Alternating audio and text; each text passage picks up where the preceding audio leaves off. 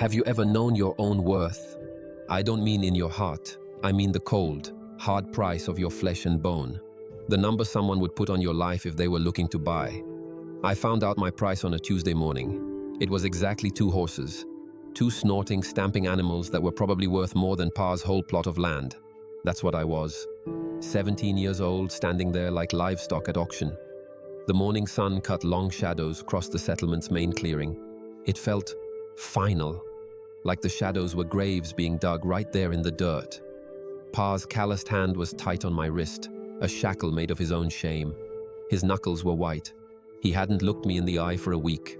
Welcome, storytellers. If you believe in the power of the underdog, hit subscribe and join our community. And a quick question before we start. What's a trait you value more than money? Let me know in the comments below. I didn't cry. The tears don't come no more. They dried up weeks ago, the day the collectors first came knocking, the day I understood the math of our lives. We owed more than we had, and the sum of it was me.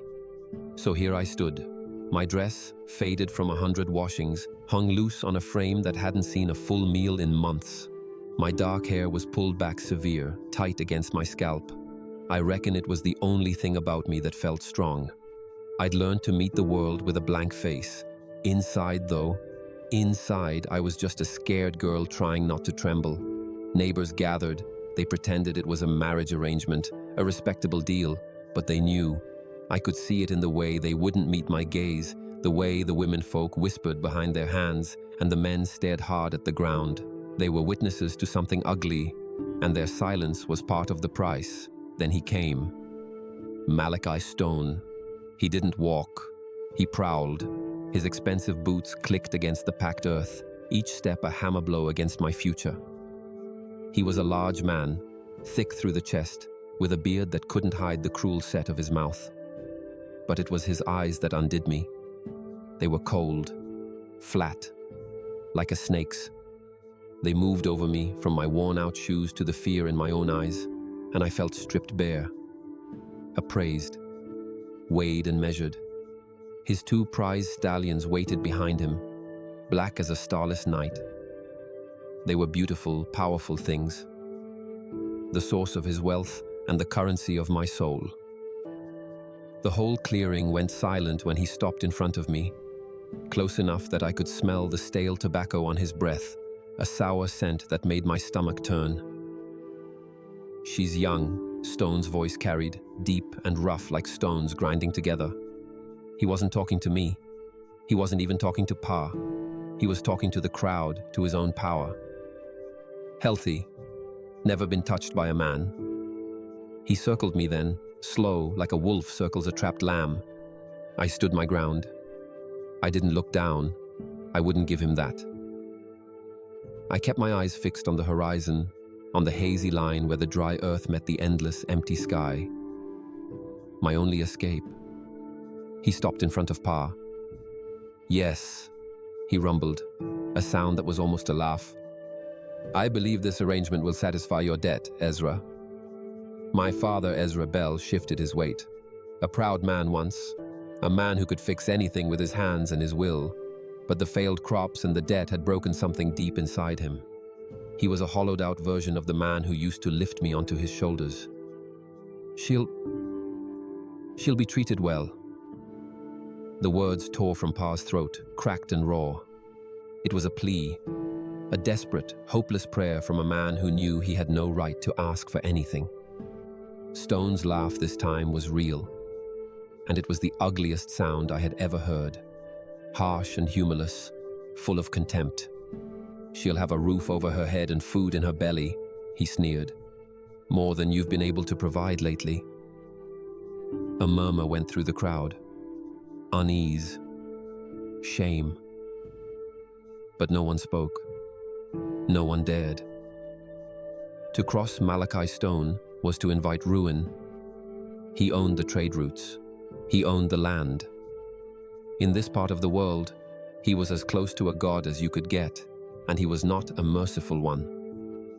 I closed my eyes. I tried to think of my mother. Sarah, a woman I knew only from Pa's stories, from a faded photograph he kept hidden away.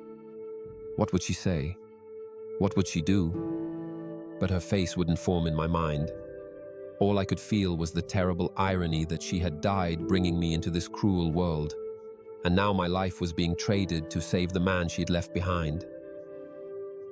"The arrangement is acceptable," Stone declared, turning to address everyone. His voice was a judge's gavel. "The girl will come with me today. The debt is considered paid in full." Paid in full.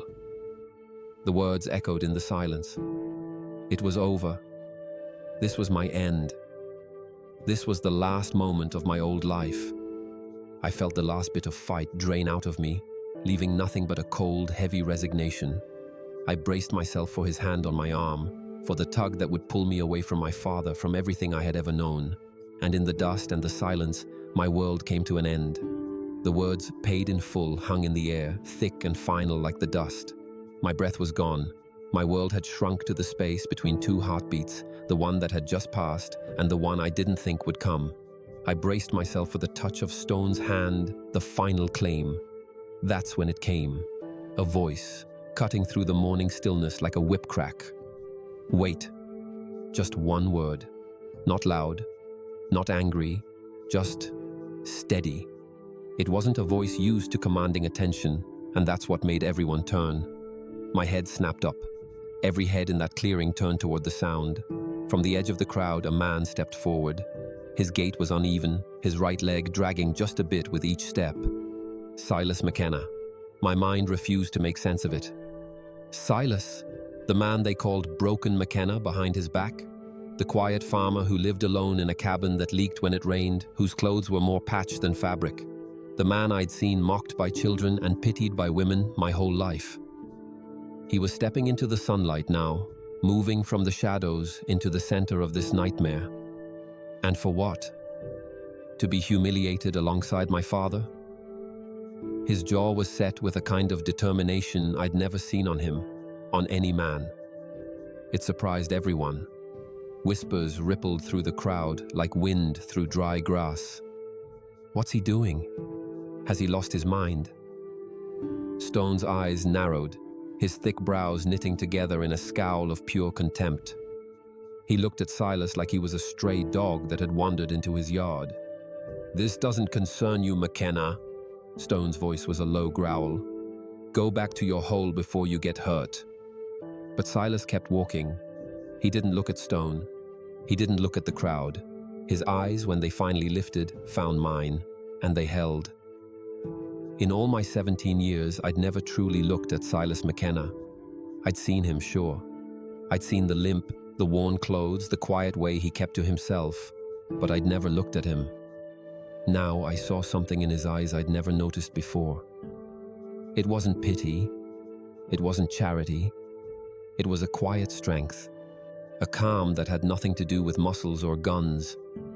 He had kind eyes, I realized with a jolt, the kind that had seen suffering and chose compassion anyway. Then I saw it. In his weathered hand, he held a small leather pouch. It was old and scuffed, but it hung with a certain weight. It caught the sunlight as he limped closer. And that's when the first sound of my new life happened. Clink. It was soft, almost mist. But in the dead silence of that clearing, it was as loud as a gunshot. It was the unmistakable sound of coins. My heart, which I thought had stopped, gave a painful lurch. Money? Silas McKenna had money? It was impossible. Everyone knew he barely scraped by. He traded vegetables for flour, mended his own tools because he couldn't afford new ones. The idea was so absurd, I thought I must be dreaming. Maybe the sun had finally gotten to me.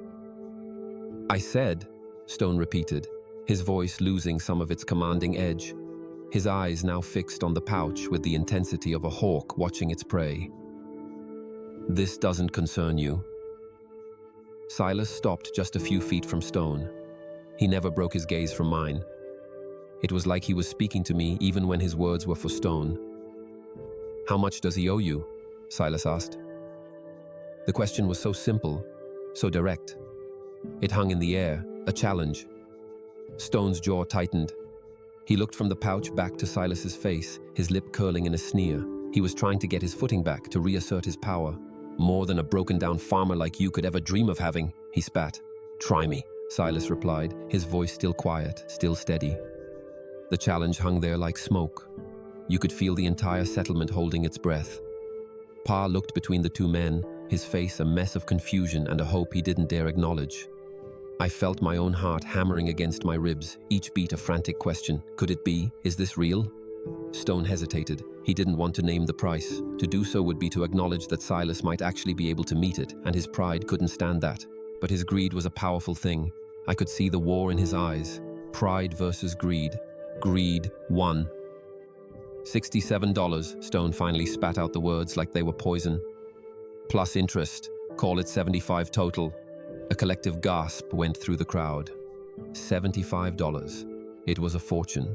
More money than most families they would see in 2 years. It was the sum that had condemned me. My stomach dropped like a stone in a well. It was over. The hope had been a cruel trick of the light. There was no way, no possible way Silas McKenna had that kind of money. I watched his face, waiting for him to falter, to realize the impossibility of what he was attempting.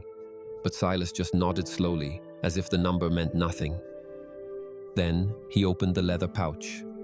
He tipped it, and the sun caught the silver. My God, the silver. It wasn't just a few coins.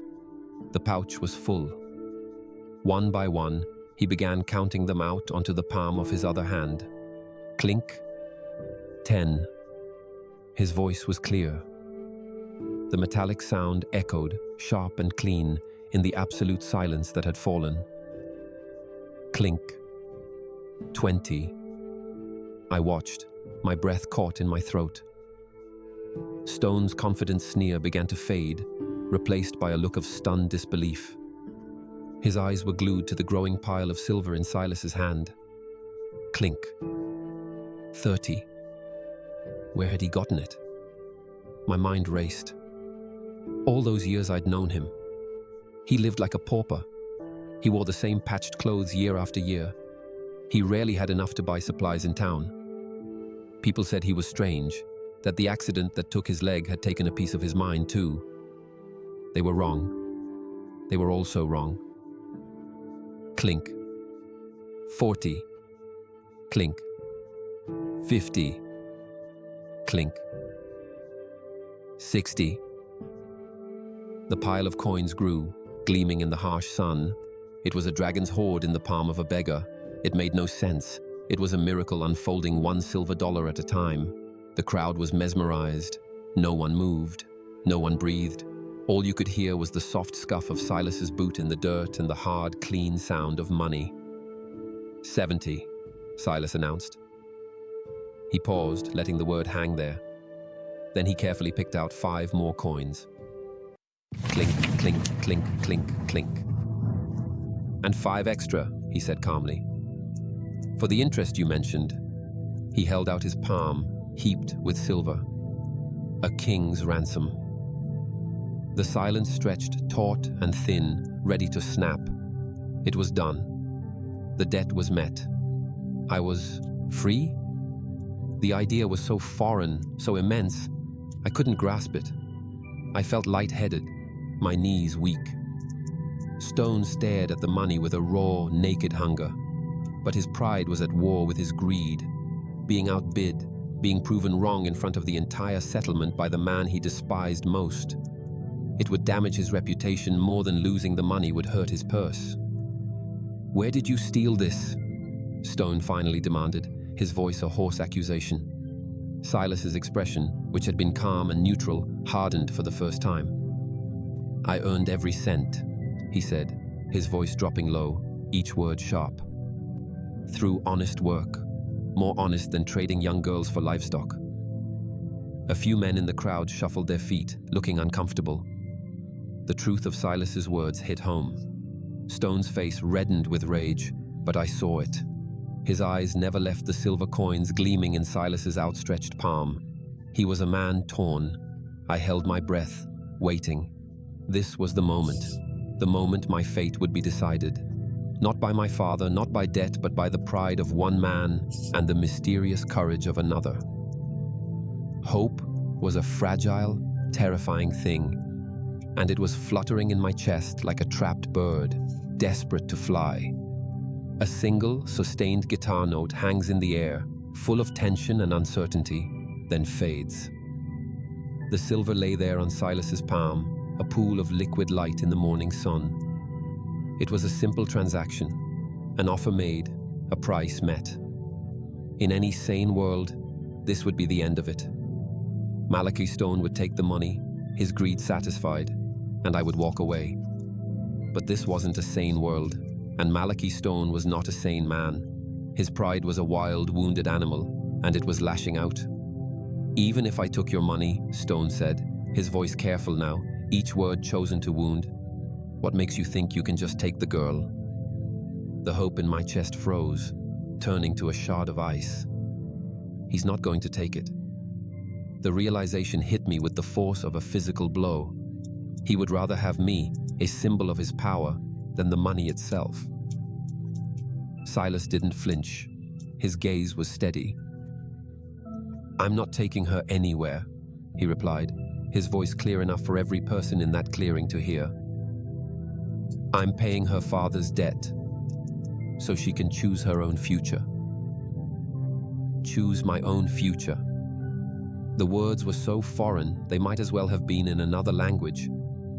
My entire life had been shaped by other people's decisions. My father's poverty, Stone's greed, the settlement's indifference. No one had ever spoken of me having choices before. Tears stung my eyes, hot and sharp. But Stone wasn't finished. His hand, which had been hanging limp at his side, moved slowly, deliberately. It drifted toward the butt of the Colt Peacemaker holstered at his hip. A dangerous flicker lit his eyes. "Maybe I don't want your money, McKenna," he said softly, a deadly promise in his tone. "Maybe I prefer my original arrangement." The air crackled. Every person there held their breath. This wasn't about money anymore. This was about power. Silas had surprised them all with his hidden wealth, but now the real test was about to begin. Because Malachi Stone had never been a man to let others dictate terms to him, especially not a crippled farmer who had just humiliated him in front of the entire settlement. I thought my heart would pound its way right out of my chest. This was it. There would be blood. Silas had brought a fortune to a gunfight. He was a good man, a kind man, but he was about to die for it. What Stone didn't know, what none of us could have possibly imagined, was that Silas McKenna had been preparing for this confrontation far longer than anyone could imagine. Silas didn't flinch as Stone's hand hovered near his weapon. He didn't even look at the gun. Instead, he reached into the inside pocket of his worn jacket with a deliberate, almost casual slowness. My mind raced. What else could he possibly have? Another pouch of coins? It wouldn't matter. You can't stop a bullet with silver. He pulled out a folded piece of paper. It looked old, creased from being carried for a long time. But it also looked official, with elaborate writing and what appeared to be legal seals along the bottom edge. "Before you do something you'll regret, Malachi," Silas said, his voice still impossibly calm. "You might want to take a look at this." Stone's eyes narrowed suspiciously. He made no move to take the paper. "What kind of trick are you trying to pull now?" "No trick," Silas said.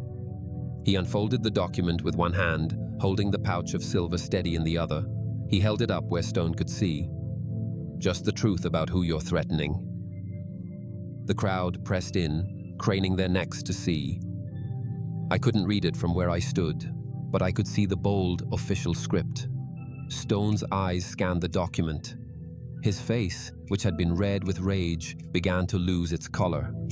He snatched the paper from Silas's hands and examined it closely, his expression transforming from confusion to disbelief, and then to something that looked a lot like fear.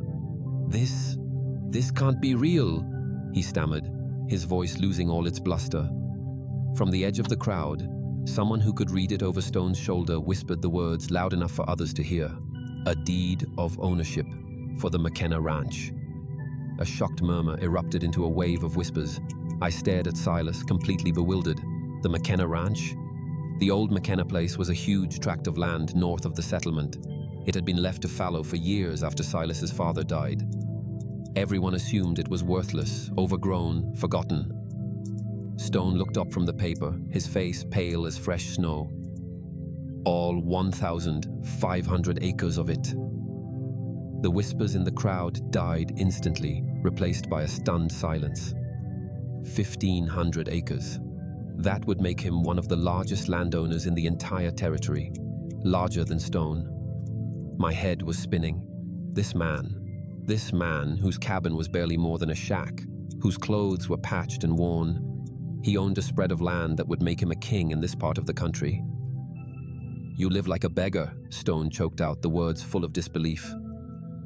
"I choose to live simply," Silas corrected him, his voice gentle but firm. "There's a difference." I watched Stone's expression curdle as the implications sank in. If Silas owned that much land, he wasn't just a farmer. He was a man of means, a man of property, a man who likely had connections, possibly even political ones, that Stone couldn't afford to cross. Suddenly threatening him wasn't just bullying a cripple, it was challenging a peer, a very wealthy peer. The power dynamic in that clearing shifted so fast it was like the world had tilted on its axis. Stone's hand fell away from his gun. The threat of a single bullet seemed small and pathetic compared to the power written on that piece of paper. I found my own voice, though it was barely a whisper. "But why?" I asked, looking at Silas. "Why did you let everyone think you were poor?" Silas turned his kind eyes to me, and for a moment, it felt like we were the only two people there. "Because I learned a long time ago, Clara," he said softly, "that showing wealth only attracts the wrong kind of attention. Better to let people underestimate you." His words were a revelation. He hadn't been hiding in shame. He had been hiding in plain sight. Stone was still studying the deed, his hands trembling slightly, looking for any sign of forgery, any flaw he could cling to, but I could see in his face that he had found none. The document was genuine, and everything he thought he knew about Silas McKenna, about the world he controlled, had just crumbled to dust at his feet. My mind raced, trying to piece it all together. All those years of watching Silas struggle with his disability, seeing him mocked and pitied by the other settlers, and he had been wealthy the entire time. Wealthy and quiet and watching. The question still burned in me. Why now? Why reveal all this for me? Stone finally looked up from the deed, his face a mask of fury and confusion. His power play had been completely dismantled. The silver had been a challenge to his greed. The deed was a challenge to his entire identity. But he was a cornered animal, and cornered animals are the most dangerous. "Even if this is real," he snarled, his voice low and threatening, "it doesn't change our arrangement. The girl's father owes me. Our deal stands." He was clinging to the last shred of power he had left, the initial ugly bargain. He was trying to prove that his will, his word, was still law here, no matter how much land or money Silas had. The hope in me flickered again, threatened by the sheer stubborn malice of this man. But when I looked at Silas, I saw he wasn't surprised. He seemed to have expected this. He just nodded slowly, as if to say, "I thought you might say that." And I realized with a jolt that ran all the way to my bones that this still wasn't over. Silas McKenna hadn't played his last card yet. Malachi Stone's words hung in the air, a final, desperate declaration of power. "Our deal stands. The girl comes with me." He was a man clinging to a cliff edge with broken fingers. He had lost the battle of money and the battle of status. All he had left was the original ugly truth of the debt, and he was clinging to it like a dying man. My father, Ezra, stepped forward, his voice cracking with desperation. "Malachi, please, take his money. Let my daughter go free." But Stone's face had hardened into something ugly and dangerous. His eyes were fixed on Silas, ignoring my father completely. "No," he said, the word like a stone. "Our deal stands. That's final." I felt the world shrink again. This man's pride was a bottomless pit, and he was willing to drag me down into it just to prove a point. But then Silas nodded slowly, as if he had been waiting for this exact response, as if Stone was walking step by step into a trap laid out just for him. In that case, Silas said, his voice still calm, conversational even, there's something else you should know about that land deed. He reached into his other pocket. My heart leaped into my throat. Another one? How many secrets could this quiet man carry in his patched jacket? He pulled out a second document. This one was smaller, but it bore the same kind of official seals from the territorial government. This, Silas announced, his voice carrying across the silent clearing, is a writ of foreclosure. Foreclosure? The word didn't make any sense. Silas turned his gaze on Stone, and his eyes, which had been so kind, now held a glint of cold, hard steel. It seems, he continued, that you've been grazing your cattle on my land, without permission, for the past 3 years. Stone's face, which had been pale, went white as a fresh snowbank. His jaw dropped open. You've been grazing on my eastern pastures, Silas explained, as if discussing the weather. I've been documenting it. Every head of cattle, every day they grazed on my property. My legal representative in the territorial capital has been keeping very careful records. A strange mixture of admiration and fear washed over me. This wasn't a man acting on impulse. This was a predator who had been patiently stalking his prey for years. The man I had known my whole life as the settlement's most pitied resident had been secretly orchestrating a complex legal trap for the most powerful man in the territory. But why? Why reveal it now? Why for me?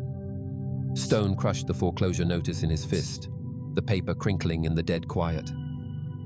You've been planning this, he accused, his voice thick with fury and disbelief. For 3 years, Silas confirmed without a hint of apology. Ever since I first noticed your cattle wandering where they shouldn't be. Even if this holds up in court, Stone blustered, trying to find some solid ground. It'll take months, years. The girl still comes with me today. Actually, Silas said, reaching into his jacket once more, it won't take months. He produced a third document. This time, even the crowd gasped. It was becoming a performance. A public, systematic dismantling of a tyrant. This, Silas said, holding up the third paper, is a seizure order, signed by Territorial Judge Morrison, yesterday. My father's face, which had been a mask of despair, transformed. A wild, unbelievable hope lit his eyes for the first time in months. A seizure order, Silas continued, his voice as steady as a rock, authorizes the immediate confiscation of assets to pay a debt, especially assets used to secure illegal grazing rights. He paused, letting the words sink in. Then he looked pointedly at the 2 magnificent black stallions standing behind Stone, the very horses that were supposed to be my price. Your horses, Malachi, Silas said, his voice dropping slightly. According to my records, they've been drinking from my stream and grazing on my land for the past 6 months. He looked Stone right in the eye. Technically, that makes them collateral for your debt to me. The beautiful, terrible poetry of it struck me silent. He was using Stone's own greed, his own prized possessions, as the final move in this game. Stone's hand shot to his gun, this time for real.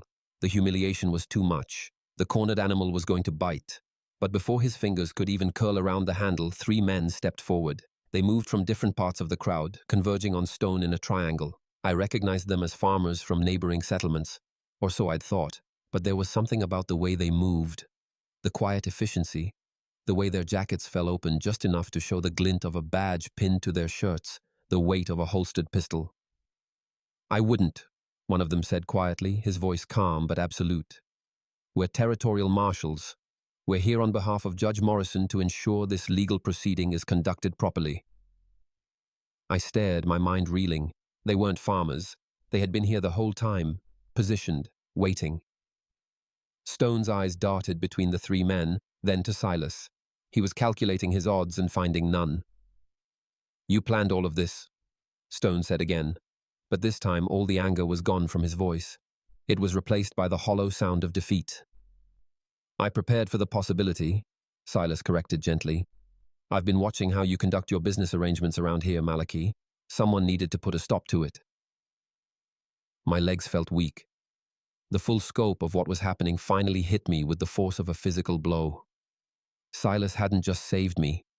He had used my plight, my public degradation, as the final necessary piece to spring a trap that had been years in the making. I wasn't just a girl he saved. I was the catalyst. I was the reason the trap was finally sprung. He had waited for Stone to overplay his hand so badly, so publicly, that no one could defend him, demanding a girl as payment for a debt. That was the line. The first marshal stepped closer to Stone. The judge has authorized Mr. McKenna to take possession of assets totaling $200 to cover the unpaid fees. These two stallions should just about cover it. Stone looked at his horses, the symbol of his wealth and power. Then he looked at me. Then he looked at the silver still resting in Silas's hand. He had lost everything. His money, his prize animals, his reputation, his power. All of it, stripped away in the space of 10 minutes by a man everyone thought was nothing. He opened his mouth to say something, another threat, another curse. But no words came out. He was a hollowed-out man, just like he had made my father. "Take your horses and whatever money you have left," Silas said, his voice no longer hard, just tired. "Find somewhere else to conduct your business. You're not welcome here anymore." Without another word, one of the marshals took the reins of the two stallions. Stone watched them go, his face slack with shock. Then, with shoulders slumped, a broken and defeated man, he turned and walked away, disappearing into the same crowd that had feared him only moments before. The dust settled. The marshals tipped their hats to Silas and faded back into the crowd. The neighbors started talking, their voices buzzing with excitement and disbelief, and I just stood there, next to my father, staring at Silas McKenna, the man who held a fortune in silver in one hand and the fate of our entire settlement in the other. He had won. He had saved me. But I still didn't understand the most important thing. Why? The crowd began to disperse, buzzing with the story they would tell for the rest of their lives. The day Broken McKenna broke Malachi Stone. My father stood beside me, looking at the ground, tears of relief and shame tracing paths through the dust on his cheeks. I walked over to Silas. The silver coins were still in his hand, forgotten. Why? The word was all I could manage. It was a whisper, but it felt like the biggest question in the world. Why go through all this trouble? For me? Silas finally let the silver coins fall back into the leather pouch, the sound muffled and final. He looked at me, and for a moment, the crowd, the legal documents, and even Stone's frustrated rage seemed to fade away into nothing. It was just the two of us, standing in the morning sun. "Because I knew your mother," he said. The words hit me like a thunderbolt. My mother, Sarah Bell, the woman who was a ghost in our house, a name spoken only in whispers, a source of endless pain for my father. He rarely spoke of her beyond brief, aching mentions of how beautiful and kind she had been. My mother?" I stammered. "Sarah Bell was the finest woman I ever knew," Silas said, his voice soft, his eyes distant with memory. He looked over at my father, who was listening now, his head bowed. "She helped me when no one else would," Silas continued, his gaze returning to me. "After my accident, the one that took my leg, I was laid up for nearly a year. Learning to walk again was the hardest thing I've ever done. The pain was considerable. Most folks in town kept their distance. They saw me as broken goods, a burden." He paused, and the silence was filled with 20 years of unspoken history. "But not your mother," he said. "She would come by my cabin every few days. She brought me food from her own table when I know for a fact you all didn't have much to spare. She brought poultices for the pain. She never asked for anything in return. She just helped, because that's the kind of person she was." Tears were burning my eyes, blurring his image. "My father, he never told me." "Your father is a proud man," Silas said gently, glancing at Ezra. "Still is." He probably didn't want you to know his family had ever accepted what he saw as charity. But it wasn't charity, Clara. It was kindness. There's a difference. He looked down at his own hands, then back at me. But Sarah, she made me promise something. It was just a few days before you were born. She knew she was weak. The birth was going to be hard. She made me swear an oath. His voice grew heavy with the weight of the memory. She made me swear that if anything ever happened to her, that I would protect you, that I would watch over you, and make sure you were safe. She made me promise I would protect you like you were my own daughter. The dam inside me broke. Tears streamed down my face, silent and hot. A promise. This whole incredible, complicated, brilliant plan, it all came down to a promise made to a dying woman 2 decades ago. Stone's bitter laugh from earlier echoed in my memory. How touching. But it was touching. It was the most profound thing I had ever heard. That's when Silas smiled for the first time that morning. It was a small, sad, gentle smile. Actually, Malachi, he said, almost to himself, as if finishing the conversation in his own head, there's one more thing you should know about Ezra's debt. He looked from me to my father, whose face was a canvas of shock and dawning comprehension. I bought it, Silas said simply. My father's head snapped up. What? Stone's debts, Silas clarified. He was over-leveraged. The bank was looking to offload some of his riskier loans for cash. Remember that mysterious buyer who purchased a block of his outstanding loans through the Territorial Bank 6 months ago? The one who paid cash and asked to remain anonymous? Silas reached into his jacket one last time. He pulled out yet another document. It was a loan transfer paper. That was me. I watched my father's knees nearly buckle. The revelation was too much. He stumbled back a step, and I reached out to steady him. Stone hadn't just been outmaneuvered today. He had been financially undermined for months, and he never even knew it. You bought his debts? My father whispered, his voice full of awe. All of them, Silas confirmed.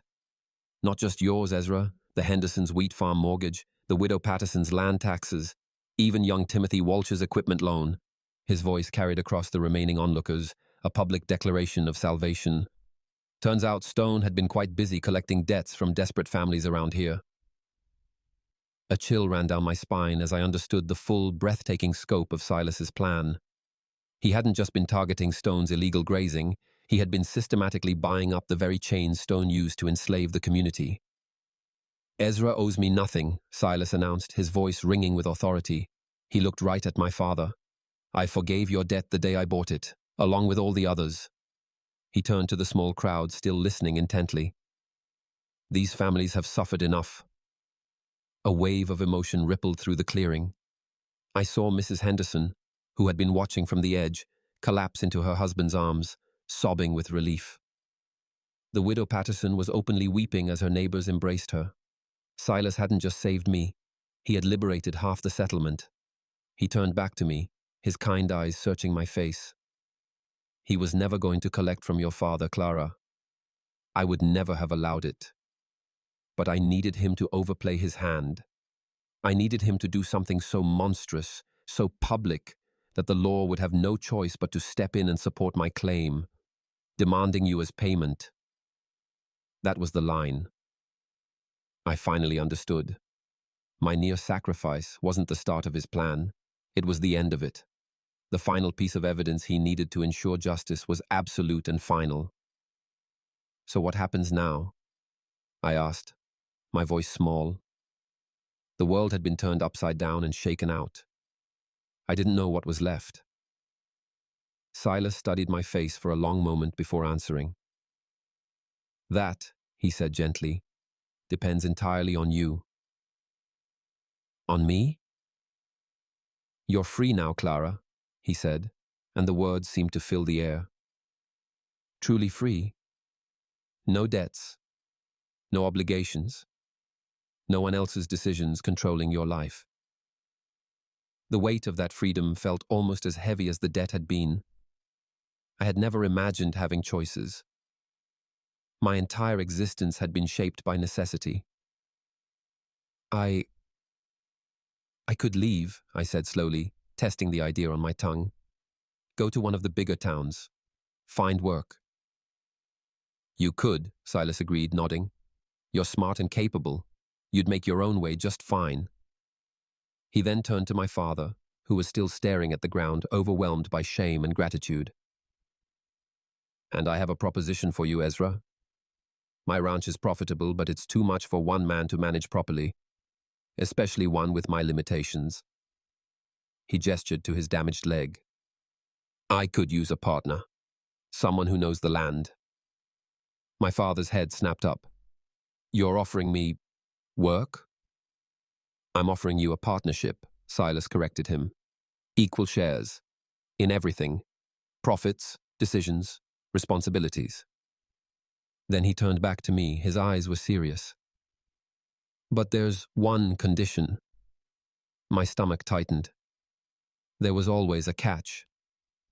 Clara has to agree to it too, he said. If she wants to stay, she'll have a home and a job managing the business side of the operation. If she wants to leave and start her own life elsewhere. He paused, holding my gaze. Then I will provide her with enough money to get established, wherever she chooses to go. I stared at him in amazement. You'd do that? Give me money? To leave? Your mother made me promise to protect you, Clara, he said, his voice steady and true. Not to control you. There's a difference. He smiled, that gentle smile again. The choice has to be yours, completely yours. And there it was. Not just freedom from chains, but the presence of real choices. I could stay and help build something with my father and this incredible, mysterious man. Or I could strike out on my own and discover who Clara Bell was, all by herself. For the first time in my life, tomorrow was a blank page, and the pen was in my hand. The silence stretched as I stood there, caught between two futures. One was here, on the land I knew, with the father I loved and the quiet stranger who had become my savior. The other was out there, somewhere over the horizon, a life I couldn't yet imagine, a life that would be entirely my own. My father watched me, his face anxious. I could see the desperate hope in his eyes that I would choose to stay. But he held his tongue, honoring the choice that Silas had given me. He was trying to give me back the power he had almost taken away. Silas waited patiently, his kind eyes showing nothing but support for whatever path I chose. He had given me this freedom, and he would not influence it. It was the purest gift I had ever received. I looked around the settlement. This dusty clearing had been my entire world. It had been my prison, and in the space of an hour it had become the site of my liberation. I could leave it all behind. I could wash this dust from my feet and never look back. But then I looked at my father. I saw the deep lines of shame and exhaustion on his face, but underneath, I saw a flicker of the proud man he used to be. A chance to rebuild. A chance to restore not just his fortune, but his honor. And I looked at Silas, the man who had spent years quietly protecting people who didn't even know they needed protection. The man who kept a promise for 20 years. The man who understood the difference between protection and control. He wasn't just offering us a partnership. He was offering us a community, a family. I thought of my mother, Sarah. What would she want? Would she want me to be safe and close? Or would she want me to be adventurous and bold? And then I realized the answer. She would want me to be happy. She would want me to choose the path that felt right, the one that made my heart feel full. I took a deep breath, the dry, dusty air filling my lungs. But it didn't feel like the air of a prison anymore. It felt like the air of home. I don't need time to think, I announced, my voice clear and steady. The surprise on both their faces was visible. I turned to Silas, and then to my father. I want to stay, I said. I want to help build something good. With both of you. The relief that washed over my father's face was so profound it was heartbreaking. Tears welled in his eyes again, but this time they were purely tears of joy. He took a step toward me and wrapped me in a hug, holding me tighter than he had in years. "Clara," he whispered into my hair. "My girl." When he let me go, I looked at Silas. He was just smiling. That gentle smile she was beginning to know, a smile that reached all the way to his kind eyes. It was a smile of welcome, of completion. "Then let's go home," he said. Home. The word sounded strange and new. We started walking, the three of us, away from the settlement and toward Silas's property, our property now. With each step, I felt like I was walking away from the ghost of the girl who had stood in that clearing hours ago. She was still a part of me, a reminder of how close I had come to losing everything, but she wasn't me anymore. Behind us, the settlement was buzzing with the news. The downfall of Malachi Stone. The mysterious wealth and quiet power of the man they had all underestimated. The forgiveness of debts. It was a day that would become legend in this small corner of the world. But I didn't look back. I was too busy looking forward. As we walked, my father and Silas began to talk. Not about the events of the morning, but about the future. About crop rotation and water rights, about finding a good foreman and planning for the spring planting. Listening to them, I felt a sense of purpose settle over me, a feeling I had never experienced before. Not just safety or security, but genuine optimism about what tomorrow might bring. The McKenna Ranch, as it turned out, was beautiful. Nestled in a valley with a creek running through it, the land was green and fertile. The cabin was small, yes, but the barn was huge and well built, and the land stretched on forever. It was a place of potential, a place to build a future. A gentle, sweeping orchestral score begins, full of warmth, growth, and satisfaction. 2 years later, the McKenna Bell Ranch was the most prosperous in the territory. It turned out I had a gift for numbers and negotiations. I handled the books, dealt with the traders in town, and found new markets for our goods. My father, with the weight of debt lifted from his shoulders, became the man he once was. His knowledge of the land was like magic. Our crop yields doubled, then tripled. Our cattle were the healthiest for miles around. And Silas was the quiet wisdom that guided us all. He was the heart of our operation, and the heart of our strange, new family. He taught me about more than just ledgers and profits. He taught me about patience, about integrity, and about the quiet strength of doing the right thing, even when no one is watching. I never did marry. The young men who came calling, drawn by the news of my family's prosperity, couldn't offer me a life richer than the one I was already building for myself. I had found my freedom not in a husband's home, but in my own work, on my own land, with the 2 men I called my partners, my family. Sometimes, on quiet evenings, the 3 of us would sit on the porch of the new house we had built, watching the sunset paint the sky in shades of orange and purple. We'd watch the light fall across the flourishing fields, and I could almost feel her presence in the warm wind. My mother, Sarah. A woman whose act of kindness nearly 2 decades ago had planted a seed of hope. And in this valley, under the wide open sky, that seed had grown into a forest. It had grown into a home, a future, a life that love, courage, and a promise kept had made ours. When the dust settles on a story like the one we've just experienced, it's easy to file it away as a simple Western, a satisfying tale where good triumphs over evil. But if we stop there, we leave the richest gold undiscovered in the mine. Because this story isn't just about the Wild West, it's a timeless map of human nature, offering powerful lessons on how to navigate the wilderness of our own modern lives. The most striking lesson is a challenge to everything we think we know about power. We live in a world that worships appearances. We see the expensive suit, the confident swagger, the large following, and we assume strength. Malachi Stone was the embodiment of this illusion. His power was loud, brittle, and built on the fear of others. It was a hollow shell.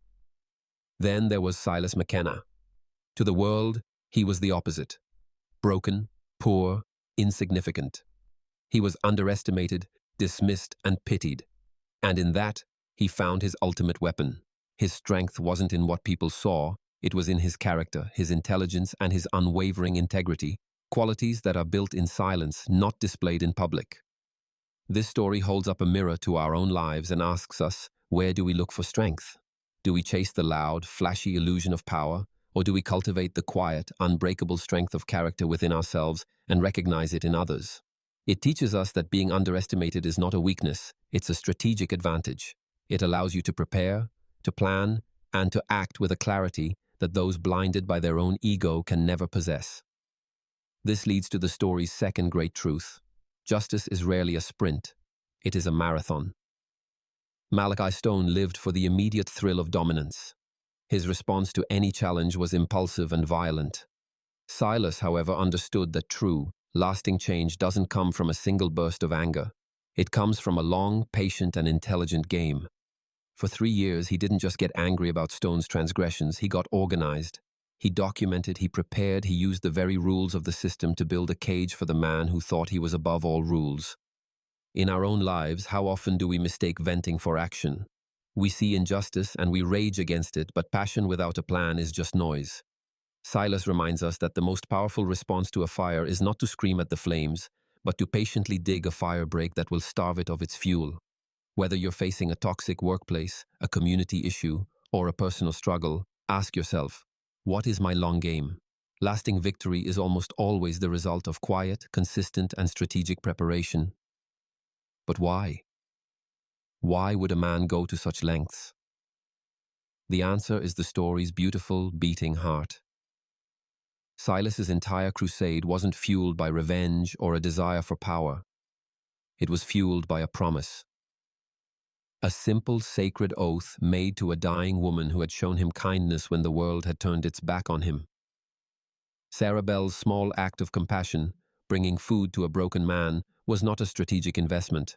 It was just a decent act by a good person. Yet that single seed of kindness, planted 2 decades earlier, grew into a tree of justice that sheltered an entire community. This is a profound reminder for us all. We can never know the full ripple effect of our own integrity. In a world that can feel cold and transactional, our kindness, our decency, our willingness to keep our word, these are the most valuable currencies we possess. They are investments in a future we cannot see. A simple word of encouragement, a moment of support for someone struggling, these acts have a power that echoes far beyond the present moment. Finally, the story gives us its most important gift, the true meaning of freedom. The climax is not Stone's defeat. It is the quiet moment after, when Silas turns to Clara and gives her something more precious than safety or money. He gives her a choice. He could have been her benevolent savior, a man to whom she owed her life. Instead, he chose to be her liberator. I promised to protect you, he said, not to control you. He understood that true freedom isn't just the absence of chains, it's the presence of real choices.